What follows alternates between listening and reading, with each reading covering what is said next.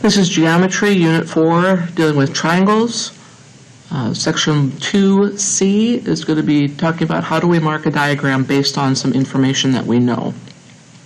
So we've done some of this before. I've kind of indicated what some of the tick marks are. As we move into our next little unit, this becomes more important so that you can actually visualize what is marked. So let's go through a couple examples here of how you're going to mark it on the picture.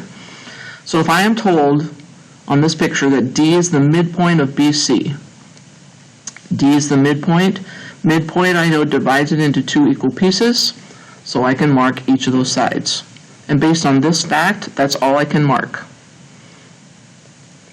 Second one, this one tells me on this picture, B is the midpoint of DC. So I find DC, B is in the middle, so I'm going to mark those two halves equal to each other.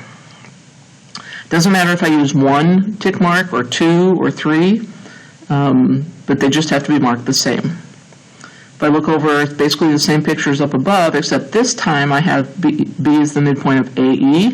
So here's A and E, B's in the middle. So these two are going to be marked equal to each other. So that's how we deal with midpoint when it tells me that piece of information. Perpendicular, okay, it'll show like this. It'll either say the word perpendicular or here's our symbol for perpendicular. So it says AD is perpendicular to BC. That gives me a right angle. So we would mark that with the right angle. If that's 90 degrees, so is this side over here. We usually don't mark it because we don't need that many, but if one side is 90, the other side is 90 also. If one side's a right angle, the other side's a right angle. These two deal with parallel. So AB is parallel to CD. So AB is parallel to CD. Okay, and then this is my transversal. And when I have that, I can see that this angle formed here and this angle formed here are what we call alternate interior, and those two are going to be equal to each other. That's from our parallel and perpendicular unit. So parallel lines cut by a transversal, these two angles are equal to each other. Okay, it's the angles that touch the parallel sides. The second one kind of deals with the same way, except this one deals with these two sides that are parallel to each other. Again, we're going to use the same transversal. Cuts through there. And so the angle formed by the transversal and the parallel, this angle here, and by the transversal and the parallel, this angle here, those are alternate interior. Those are going to be equal to each other. So it's the angle formed by the side that's parallel and the transversal. That's the only one I can say based on this one piece of info. Just like up here, this is the only pair I can mark based on this one piece of info. When I'm given the word bisects, again, that's similar to midpoint where it divides it into two equal pieces. AC bisects DAB. So I got to find this angle right here, DAB. So where this angle is here at point A, those are the two that are going to be equal to each other. That's it.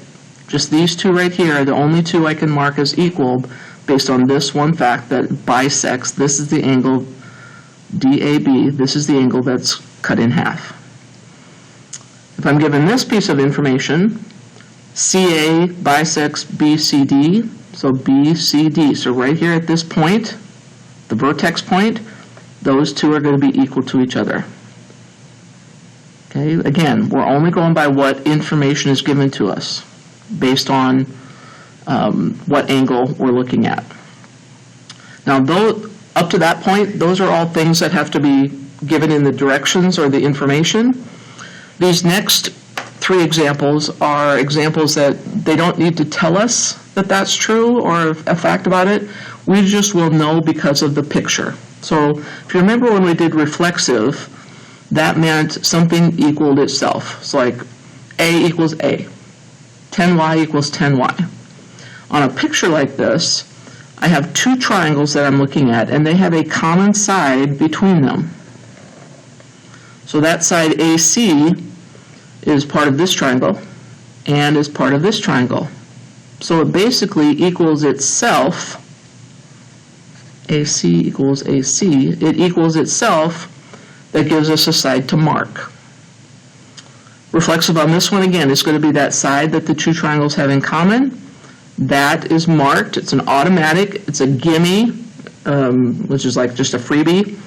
If they have it a common side, I'm going to mark it as reflexive, and that counts as one of my markings that you'll need to know for the next unit.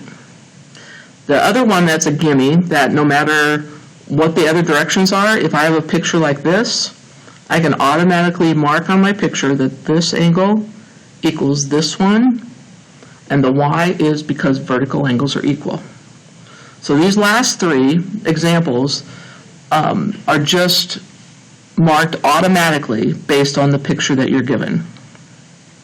So that's the notes for how to mark a diagram 2C.